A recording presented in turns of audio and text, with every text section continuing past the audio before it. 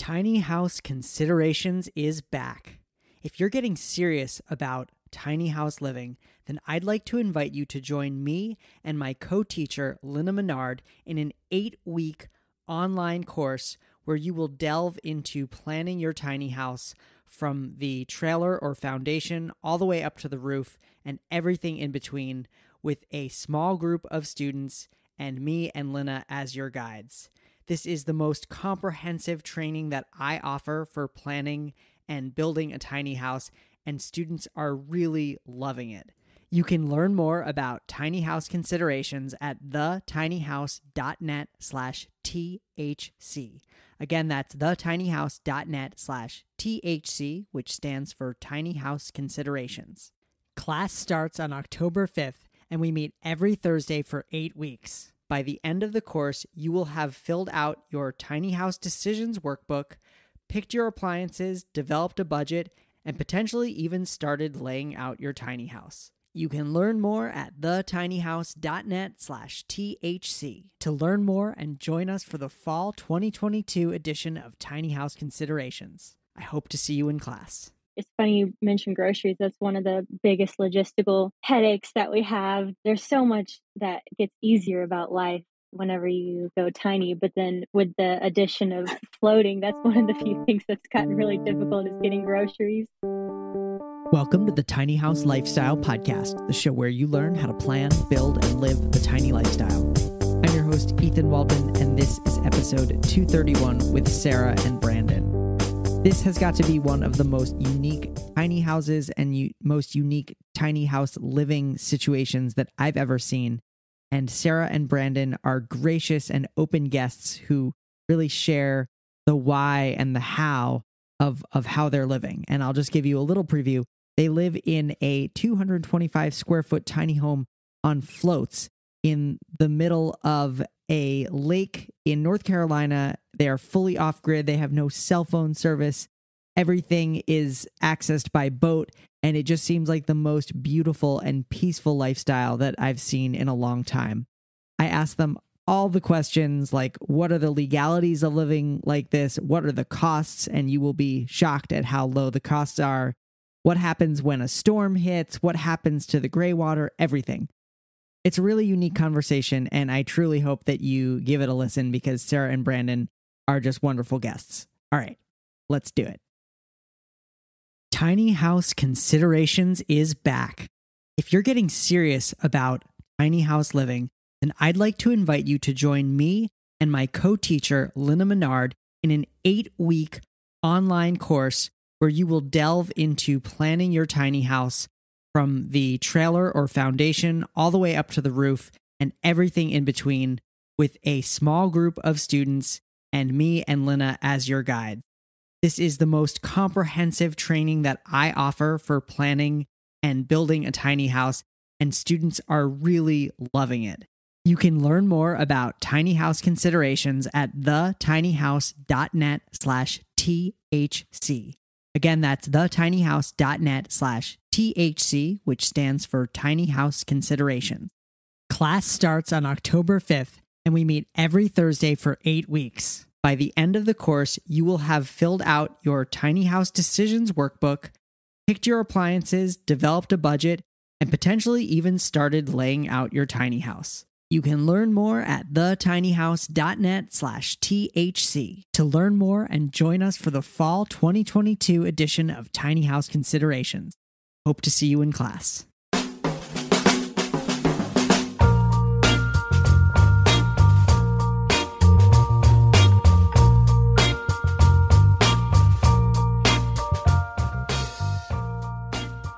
All right, I am here with Sarah and Brandon. Sarah and Brandon are a North Carolina-based couple living with their dog, Aiko, in an off-grid floating cabin on Lake Fontana.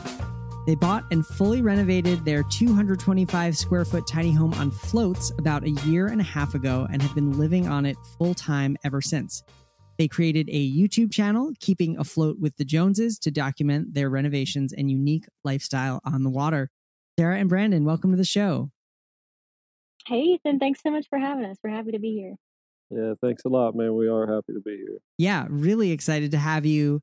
as I was saying while we were chatting before the show, I've been watching your YouTube channel and just kind of eating it up. The lifestyle, the house, like everything is just so unique and so cool. But I figured we would just start since it is a podcast and people, aren't necessarily going to be able to like stop and see pictures. Can you just kind of describe your house a little bit, like, what it looks like, the layout, and then like kind of how it's situated?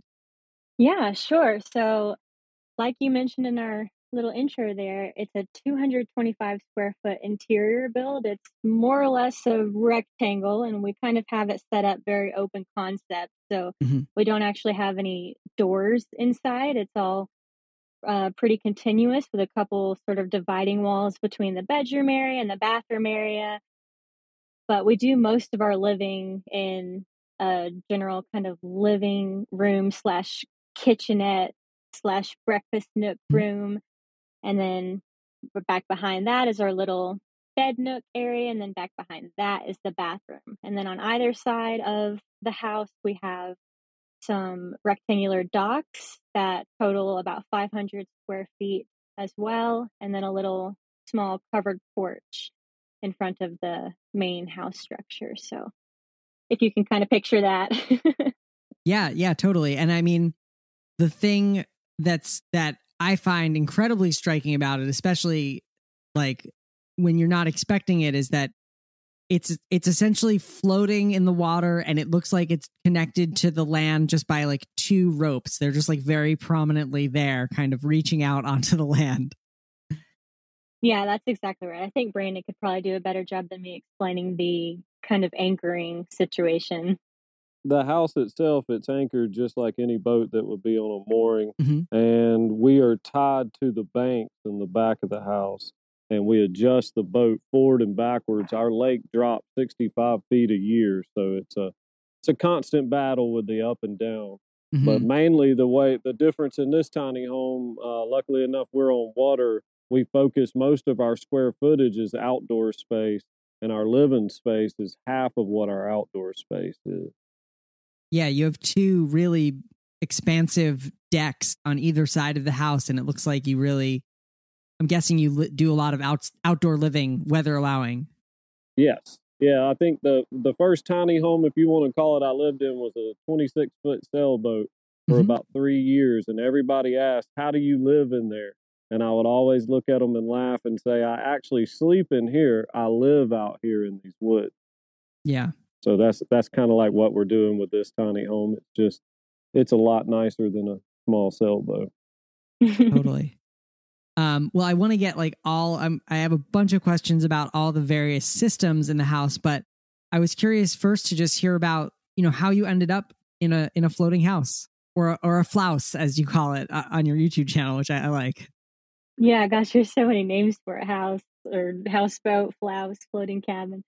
That's a great question. I mean, like Brandon mentioned, he's lived on boats before. I had not. I've never really had much experience at all with boats. Never owned a boat, never lived on a boat, anything like that. Always wanted to. Always enjoyed, hanging out with my friends on the lake. And Mm-hmm. we met at the marina that Brandon works at. I work for the National Park Service, and we have some boats there that we use for work. And so we met at the marina, and naturally, whenever we got to talking and wound up kind of deciding to hang out, we were mostly hanging out on the lake. Mm-hmm. So that was pretty much our stomping grounds and our favorite place to be as it was. And Brandon was living not too far up the road on a house on land, and he heard wind of an opportunity to buy a floating cabin that was in the harbor and just jumped on it. And we had been dating about a year at that point, and I think a lot of folks were like, "Sarah, are you crazy?" Most people kind of expected it out of Brandon, but for me, that was definitely a big leap. But I didn't think twice about it because between the fact that we were always spending all our time on the lake and the fact that we're just both minimalists at heart and constantly trying to downsize as it was, it just made a lot of sense for us to go tiny and to do it in a way that allowed us to spend more time on the water. Yeah, definitely so. as she was saying, I've lived on boats my whole life, but they were always sailboats and sailed across the ocean, lived on lakes on boats and loved it. But the whole idea of a floating house takes your house to the lake or the water, wherever you're at. So you're getting the whole idea that you're living in a tiny home, but you're on the water floating. So it's kind of the best of both worlds. We really love it. It's like being in a tiny home, but we're also sitting right there floating on the water. Yeah, fantastic. So this 60-foot drop, so you're constantly having to either lengthen or shorten those lines that go to land. Otherwise, I'm guessing the house would either float too far out or it would end up getting pulled up onto the shore. Yeah. Basically, as the lake drops 60 feet, the banks come out further towards your house, and you just keep going out for the middle of the lake. Mm-hmm. It's pretty much Memorial Day to Labor Day, we're at full pool.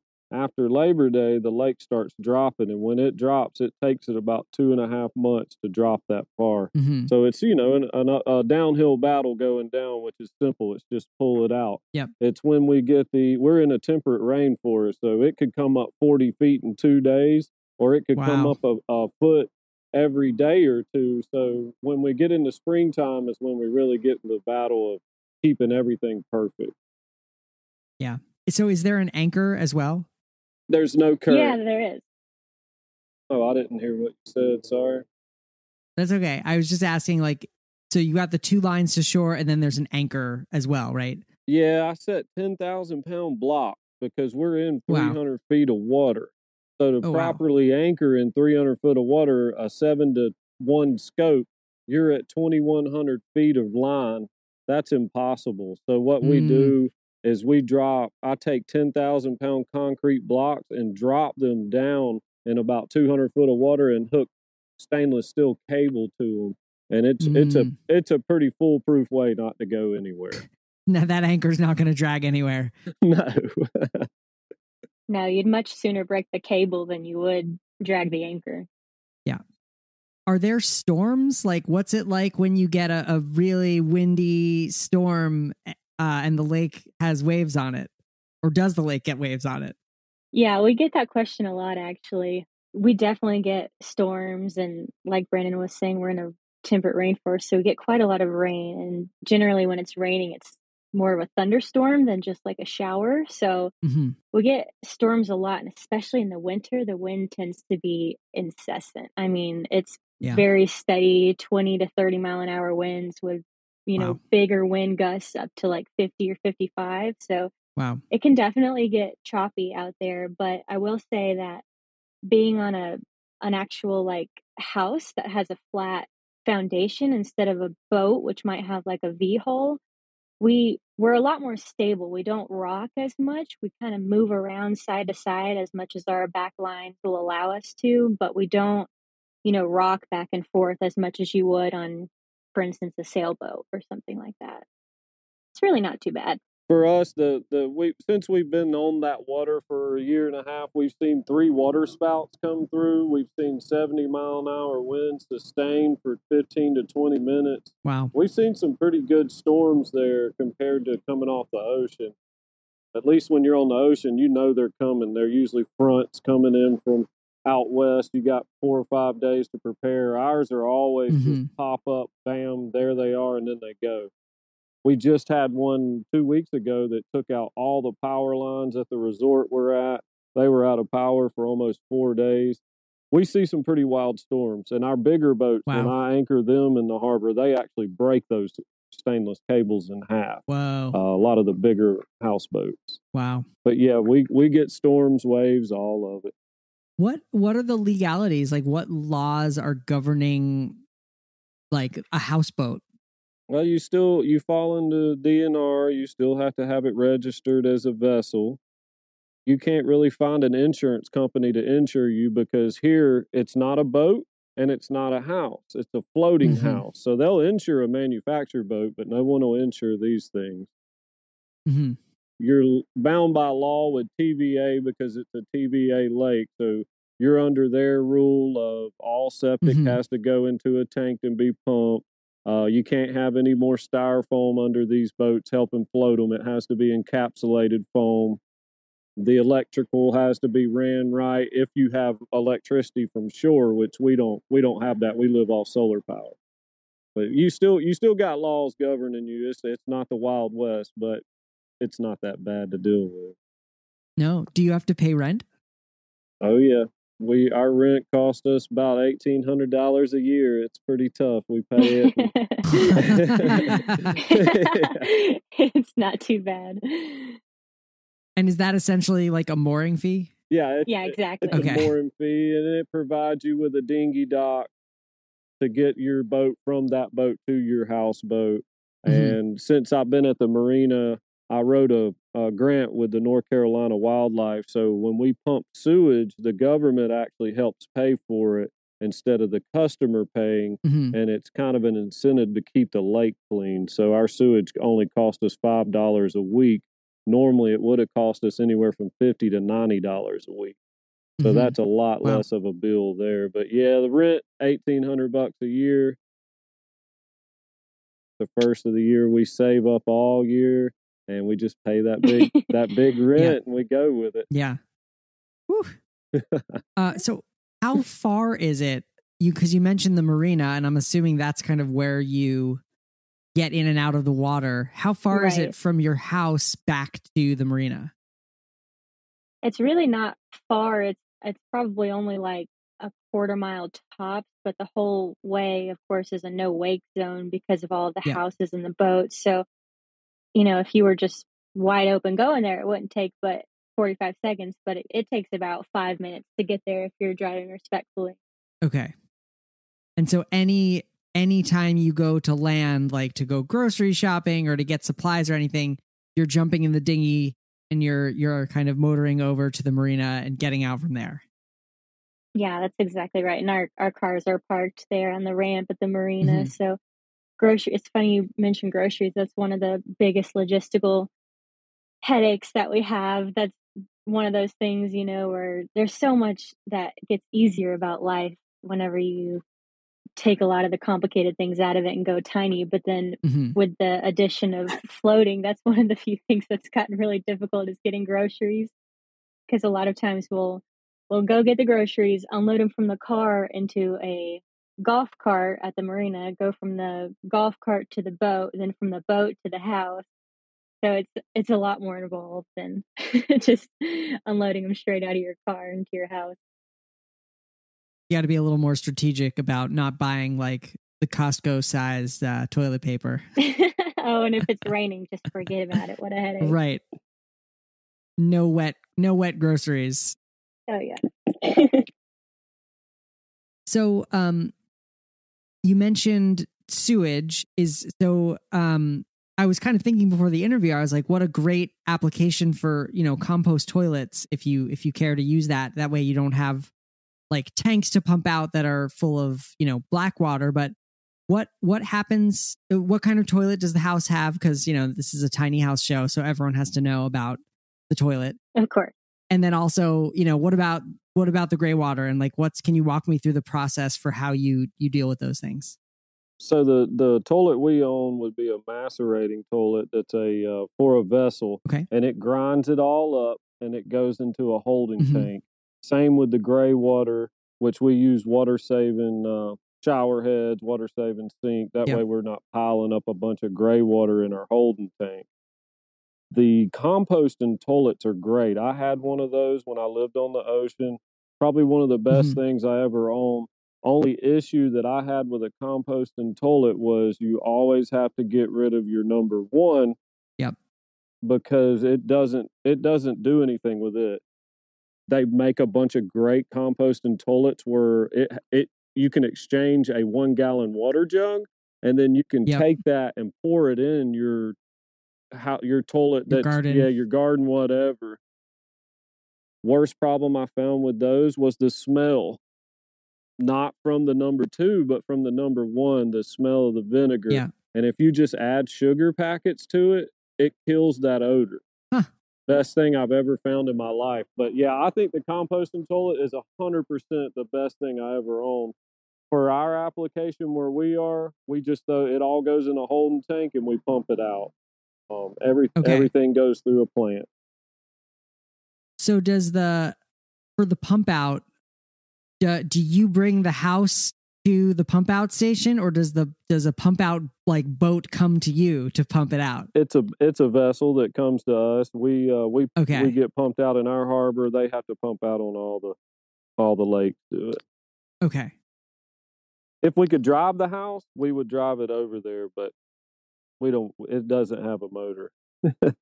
Okay. It doesn't look too aerodynamic or hydrodynamic. Yep. No, it's definitely meant to stay put. Yeah. In terms of like your spot, like, because I'm thinking about like, buying a little house on a piece of property and you own that piece of land. Is the location that you have the boat or the house moored, is that like yours in some way other than just by the fact that that's where you are? No, the only thing that you own is the permit for the floating house. The marina operator has to allow you in his harbor. You have to be in a harbor with these floating houses. And at any point in time, the operator could tell you, hey, I don't want to have these in here. Now, granted, everybody gets equal treatment. Everyone would have to leave, and you'd have to go down the lake to a different marina. Mm-hmm. Nobody really has an issue here where the marina operators don't want them there. So as of right now, we do not own anything but the permit for the house itself to be on the lake. We don't own the spot. We lease the spot. Does the lake ever freeze? No, it doesn't. It's at its deepest point, it's almost 500 feet. Okay. And it doesn't get cold enough to freeze that much water. Sometimes it'll get, a little icy around the edges, but definitely won't freeze over. Okay. I actually live very close to Lake Champlain in Vermont, and it definitely does. Not every winter, but it definitely does freeze. It's a pretty cool thing when it happens. It's a big lake. Yeah. A lot chillier up there. We don't have any shallow spots. It literally 10 feet off the bank, you're in 50 feet of water because it's a straight down mountain reservoir, So for our lake to start freezing, it doesn't have a lot of places for the water to start freezing in shallow areas and work its way out. It's deep mountain. Okay. Interesting. Yeah. Must be pretty cold. It gets cold in the winter. Yeah, you would not want to go swimming in the winter, that's for sure. Does it warm up in the summer though? Like the water? Yeah, it gets to about 85 in the summer, pretty comfortable. Nice. And Brandon, what would you say it gets to in the winter? 50s or so? Yeah, the worst is high 40s in the winter and mid 80s during the summertime. So we get the best of both worlds. Yeah. We get the really cold, great fishing water. I love my fish coming out of cold water, better taste, everything. Yep. Then we get the full-blown 85-degree bathtub, swim and play on the lake all day water also. So we're right in the middle of the curve, I guess. That's pretty fantastic. So I think you mentioned in one of your videos that you bought the house sight unseen and that you had to do quite a bit of renovation. Can you talk a little bit about that story? Yeah, Brandon, you go ahead on that one. All right. So when you get lucky enough to buy a floating house on this lake, it is a 10-second sell. Most people spend their whole life trying to buy one of these. And so you buy it. You don't ask a question, anything. And we knew when we bought it that we were going to have to do some work. And then we opened the door. And right then, we both looked at each other and I said, this is a complete tear apart. Like, there is not one thing in here we can save. So we spent not one thing. We spent 3 months. Ooh. We are off on Friday, Saturday, and Sunday. And every Friday, Saturday, Sunday for 3 months, we went over there and just worked from daylight till dark. And when you work on a boat like that, everything that you want to bring out there has to be boated. Everything you tear apart has to be boated out. We live 45 minutes from any kind of hardware store, an hour and a half to a Walmart. A Lowe's is about a 3-hour round trip. So you make a list and you make sure when you leave, you got everything you need. But we did it. we fought it. We won the battle, and then the battle beat us. And then at the very end, we saw the light, and now we just sit back and laugh about it. But it was, Oh yeah, it was such a journey, especially like Brandon's very handy, but I'm really not. I've learned a lot. I'm sure you learned a lot though. Absolutely, yeah, it was such a great experience because there's so much stuff in your daily life, like when you flush the toilet, where does that go and what makes that work? When you turn the light on, what is it that makes the light turn on? Like all of those things that I don't take for granted anymore Yeah. because we actually had to wire, plumb, and build them all in. And anyways, it was definitely a growing process, frustrating at times, but so rewarding just to finally see it come to life once we finally put the flooring in and had the windows framed and it started to look like a house instead of just a giant demolition area. It Yeah. got really exciting after that. So Yeah. or when my mother showed up and went through 8 tubes of caulking and fixed it all for us. oh, she was Nice. such a big help. Mom saves the Oh, day. yeah. Right? Yeah. Yep. Yeah, my mom helped me restain the siding on my tiny house. She was awesome. Yep. Oh, yeah. Very clutch. So you mentioned, Brandon, that it was like people are trying their whole lives to buy one of these. Is that because there's just like a limited number that they allow? So like you can't add any new ones? So they're grandfathered in on the lake, and you Okay. cannot actually build a new one unless you take an old one and you tear it off the lake and then build back a replica of it. And they will allow you to modify height and a couple of other things. But what you Wow. see is what you get. I've actually got a guy that I build them with, and we sell them, but they're a lot bigger than what we live on. We like the small, tiny home idea. But yeah, just to get one is hard enough, and then to be able to take it, remodel it, and do all the work, it's a whole nother ball game out here because we're so remote in the Great Smoky Mountains National Park. There's not anybody that can help you. There's not a lot of people to talk to about it, and anywhere you need to buy stuff is an hour and a half away. Wow. Yeah, that's a good point to bring up about how when you rebuild, there's a lot of parameters that you still have to abide by in terms of what you're allowed to do and not allowed to do based on what the original structure was. Because Okay. ideally, there's some things that we probably would have done differently if we were to just do it the way we wanted to. Like it would have been great to have a loft and have, an extra little bedroom up there when we have friends and family over. But we weren't able to do that because we couldn't increase the height of the structure that much. So we love the finished product, but there's definitely some parameters that kind of held us back in certain ways that we had to work with. I'm guessing since it's technically a boat, you don't have to pay real estate taxes, right? No, we pay a small property tax just like owning a vessel. Okay. And ours comes out because our house is actually a 1975 home built boat that's only 28 feet long. It's like $100 and something a year for taxes because of the way that they're in a fine line. Like I was saying about insurance, nobody will insure it because it's not a boat, it's not a house. It's a home built cabin. It's never really had somebody in this state actually say what they are. Interesting. Define it on paper. Do you know of anywhere else where like you can still kind of like do this and say like I'm going to build a floating house on this lake and you can still like add a new one? I don't know for sure. I know TVA has over 2,000 in their inventory on 7 lakes, and they've got it locked down. Now, before 2016, all these were going to be pulled off the waterways. There was an act called the Sunset Act. Okay. And it was mandatory. They had 30 years. They were all gone. And luckily, Obama signed a thing called the WIN Act, and that was December 16th, 2016. And when he signed that into effect, it allowed all of us floating homes to stay on all the waterways. Granted, you came up to a certain code on them so that they weren't crashing everything. Got it. So at one point, they were all gone, and now they're here to stay. Now, somebody else can come in and say, oh, they've got to go, but you're going to have a 30-year window, and hopefully the next guy will come in and say, wait, let's keep them. So, yeah. Hopefully. It seems like a pretty cool thing. Yeah. Oh, it's wonderful.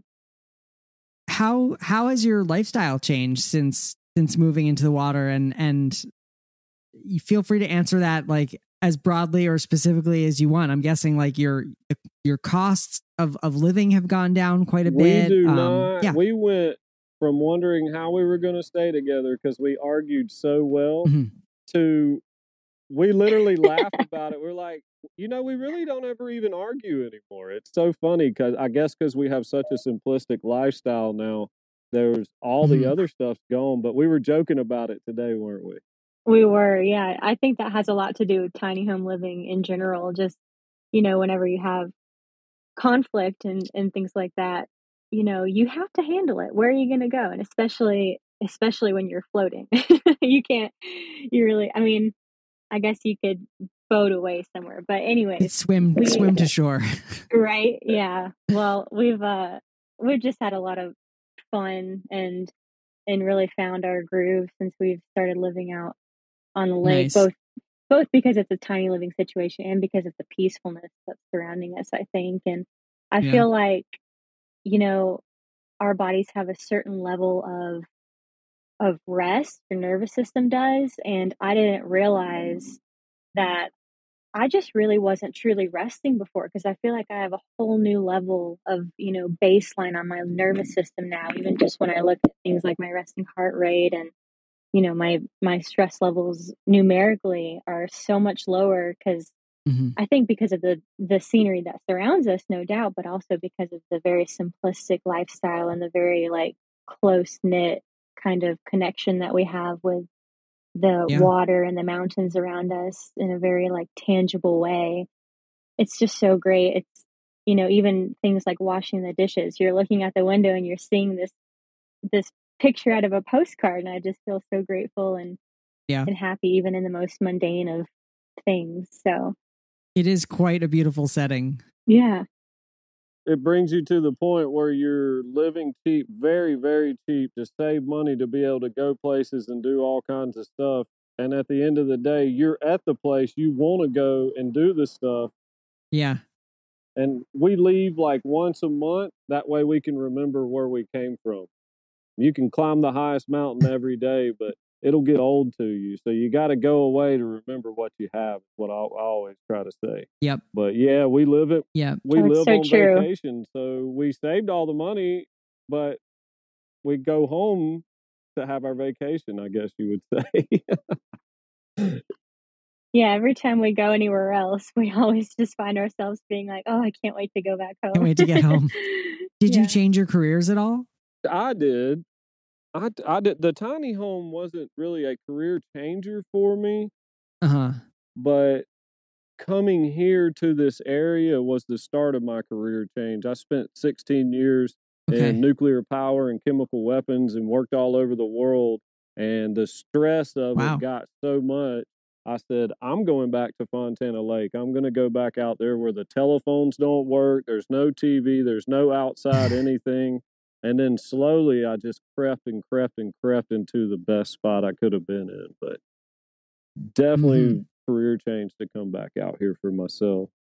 But as far as whenever we moved onto the house specifically, we both had the same jobs that we had before that point. Yeah. I have a slightly longer commute than I used to, but Brandon's got it made on the other hand. He's got a 2 minute. Well, he works at the marina. To the marina. Yeah, exactly. Yep. Amazing. I swim to work, swim home. That's awesome. My commute's about an hour to my duty station in the national park. So and that most of that is driving. Right. Yeah. Just 5 minutes of boating or so, and then driving. And we do work on the lake, like I mentioned, with the Park Service having boats. So we are on the lake on occasion. And on the days that we're on the lake, I'm able to meet my crew here, which is really helpful and saves a lot of gas. But the majority of the time, I've got about an hour commute. Yeah. So is there no connectivity at your house? Like no Wi-Fi, no cell reception, anything? You can put the phone in the window, Or we've found, if you put it in a bowl for some reason, you can get a bar to get Wow. texts or calls out in an emergency. But Wow. no, we don't have Wi-Fi. We have a long story, long history with this whole Starlink thing. We're working on that, but don't have Okay. Starlink yet. Okay. But we've been on the list since February 2021 for the residential, and we will see if that ever arrives to us. We're thinking of biting the bullet and just going ahead and getting the RV, but for now, no Wi-Fi. Okay. But there is Wi-Fi at the marina, so for instance, when I'm working on the YouTube videos, that's Right. usually You where can I'm go to the going to marina. upload them. Yeah. And most importantly, how has Eco adjusted to life on the water? Ico, yeah, she loves Ico, it. sorry. Oh my gosh. For some You're reason, I fine, want to yeah. say Eco, but Ico, sorry. She loves it, yeah. For those who might not have seen our videos or anything, she's about a 95-pound Akita. She's super fluffy. Definitely a wintertime dog. So the summertime can be a little bit tough on her, but then the wintertime's a little bit tough on us. So it's a give and take there. But she absolutely loves it. She's just a total boat dog at heart. She will be so upset and just whine and cry if you don't take her on the boat with you anywhere you're going. Oh. And she's really got it made because she gets to go to work every day with Brandon at the marina and just sit behind the desk and sleep most of the day in the AC, and then comes back home with us and is just happy as a clam to be a little guard dog, or our best security system. So Yeah. she really loves it, but especially in the winter, whenever it's cold and windy, that's just her time to thrive. That's awesome. And speaking of winter, I mean, it looks like you insulated the cabin well, and you've got good heat in there. But I would imagine that like being on the water like makes the house cold. So great point. And we were thinking it was going to be rough. It doesn't get really bad on the floor until the water temperature gets really cold. So when we go into the first part of winter, our water is still in the 70s, and so it is cold outside and the floor is warm. But as we come out of winter, we actually put rugs down because the floor will get really cold. The house stays super warm, holds heat really well. But yeah, man, it's all about the water temperature. If you've got cool water, the floor is cold, and if you've got warm water, it's like a little sauna you're standing on. So pretty cool little deal. We were wondering about that ourselves. We definitely have some good house slippers. Yeah, that's crucial for a tiny house with cold floors, which many of the ones on wheels, the floors end up being pretty chilly because, they're kind of just hanging out above the ground. For sure. And it looks like you have a pretty nice ski boat, or a wake surf boat. And you've gotten really into wake surfing. It looks really fun. We did. We actually just sold it. We dropped it off just yesterday, but it's fine. We do it pretty much every year. Brandon's got a great relationship worked out with a dealer, and we're able to kind of rotate through each year, and without really losing any money, we're able to just get a new boat each year and resell it at the end of the season to somebody else and give them a good deal. So we're in a great spot on a surf boat because surf boats are very expensive. And because am a marina operator, I go to all the boat shows, I deal with all the dealers, I buy a lot of rental boats. And we just ran into the right people, and they were like, we want you to be an ambassador to our company.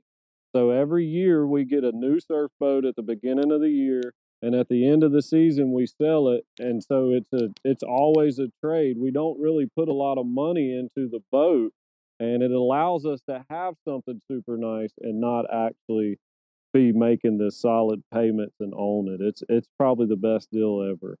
That's amazing. But that is probably one of our biggest hobbies, and one of the main ways that we spend our time on the water is wake surfing. We do a little bit of wakeboarding, and then just general, boating and hanging out. So I think for our lifestyle and being on the water all the time, that was definitely a fun way for us to be able to splurge a little bit, and also it helps us, get outside, explore the lake a little bit, be outside the tiny home when we want to be, and have a way to do that. So yeah. Well, that's awesome. It looks super fun. I'm here on Lake Champlain. I actually got really into kiteboarding because we get really we're good jealous. winds. Oh wow, Yeah, we so want to do that. I was looking at your lake. It looks like it's probably pretty gusty wind just with how narrow it is. Yes. For sure. Yeah, we would love to try that one day. We always talk about that. It's fun. It would save a lot fun. on gas money. Yeah. Well, you can get now we're like veering way off of tiny houses, but you can get doing a tow behind with a hydrofoil board is really fun. Yeah. Oh, how fun. Yeah, we've been looking at those. Well, you could probably do that behind the dinghy. You don't need to go very fast for the foil. Yeah. Well, we always say like a lot of the reason that we live tiny is so that we're able to do a lot of our living outside of the house, and also so that we can afford to do that. So, it's fun to try out new hobbies like that and dream big, because when you live tiny, a lot of times you have the means to do bigger things outside of your home.